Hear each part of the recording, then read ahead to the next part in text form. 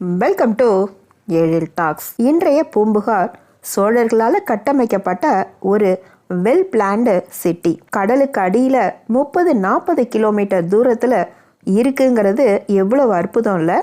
Periplus of Erythraean சீங்கிற கிரேக்க நாட்டு வணிக நூல்லையும் நம்ம புகார் பற்றி குறிப்பிட்டிருக்காங்க. 1960 புகழ்பெற்ற தொல்பொருள் ஆராய்ச்சியாளர் KV சௌந்தரராஜன் தலைமையில் ஒரு ஆராய்ச்சி நடத்தினாங்க.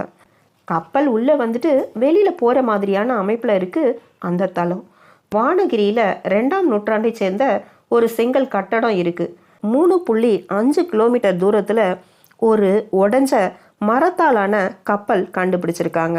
இருந்து 40 கிலோமீட்டர் தூரத்தில் கடலுக்கு அடியில் 50-100 மீட்டர் ஆழத்தில் இதெல்லாம் கிடச்சிருக்கு. என்னங்க 2000 6000 சொல்லிட்டு திடீர்னு 15,000 வருடங்கள் ஓல்டஸ்ட் சிட்டின்னு சொல்கிறீங்கன்னு